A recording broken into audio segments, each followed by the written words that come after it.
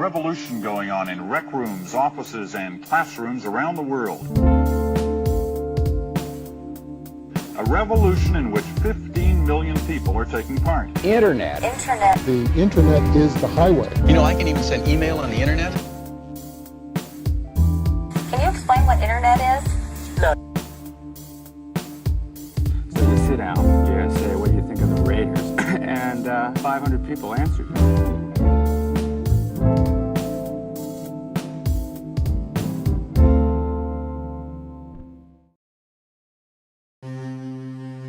We live in a dynamic world. We are always moving, evolving, and looking for that next great thing. Humanity does these things naturally better when we collaborate. 2 heads are way better than one, just like 2 minds are better than one. But what about 10 minds? Maybe 1,000, 1,000,000, or 100 million? This is the internet. People's need for human interaction is what drives them to work together. This need for interaction is responsible for the internet as we know it. The internet has grown exponentially since its origin, and everybody uses it. It's in our homes, our schools, our hospitals. We carry it around in our pockets. What we're getting is this grid that encompasses every facet of human life and every facet of humanity. But where does it end? Is the internet some passing fad, or is it something more, something lasting? Our drive to be part of the bigger picture of humanity created a need for something more versatile, even more powerful. The internet is the next step in that communication. Of course, there were some who thought it would die, but once it got going, there was no stopping it. By the 90s, it was already becoming a part of normal people's lives.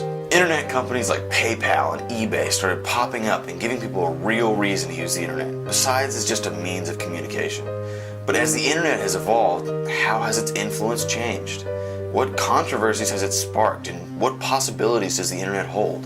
In order to answer some of these questions, we traveled to Austin to interview some of the top members of Rooster Teeth, a successful internet company with over 7 million subscribers on YouTube.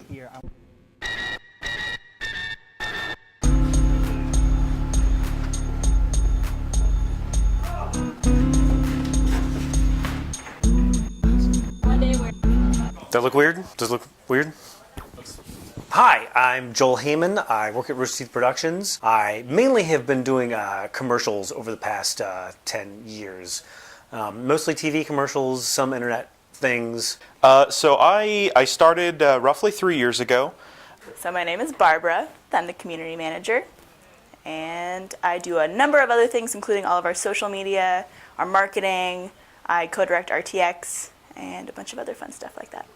Hi, my name's Matt Hullum, and I'm CEO of Rooster Teeth. I've been around with Rooster Teeth since the very beginning, which is about 11 and a half years ago now.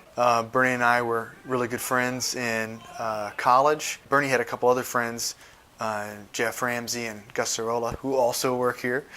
And they were making some goofy websites at the time, having a lot of fun. And we thought, well, these are 2 really great things that are going on. Kind of like the chocolate of entertainment and the peanut butter of web technology. Let's put them together and make some kind of evil hybrid candy. The internet has evolved and grown since its origin. Its scope has expanded from simple communication to so much more. It's a public forum and a database. It's a teacher, and at the same time, it's a treasure trove of information. Over the years, yeah, I mean, we've grown a lot, scaling the site from something that could handle a couple thousand users to now where it's hundreds of thousands of users, typically all concurrently. I mean, the biggest change in the landscape of online entertainment has been YouTube. When we started, there was no YouTube. There was no Facebook. There was no internet, I don't think. Well, it's really changed. I mean, it's obviously as technology moved forward. It's funny because when we were doing Red vs. Blue, sort of uploading video to the internet wasn't that big of a thing. This was before YouTube and almost all of the upload video services at this point. But so it was. There were people doing it, but it really wasn't that prevalent. Yeah, there wasn't a lot of the stuff that everybody kind of takes for granted now when you think about just the web, The internet has changed the way so many companies and productions interact with fans, because before that they really didn't have a way. People would mail in letters or fan mail or something like that, and now they could actually talk directly to the people they're fans of So we have Twitter, we have our site, we have Facebook, and different ways people could communicate with us, even email. We started as having a tiny data center location that handled all the traffic by itself, and we've had to scale up, and beyond that, we're now in the cloud, and we're able to have our data centers wherever we want, whenever we need them, which is something we couldn't have imagined of using, years ago. Yeah, I mean, in the old days when we first started Red versus Blue, people didn't know how to watch video online, so half of the website that we had was really just explain to people how to download a video and watch it. You couldn't play a video in your browser. You certainly couldn't play a video on your phone. And now that's just all the stuff we take for granted. With this huge encompassing network comes great things. At the same time, however, it can create controversies and problems. How far is too far when it comes to free information? At what point does sharing information become stealing? And when does information belong to an individual, and when does it belong to the world? I mean, from my perspective, I don't know enough of the details on, how much it has affected.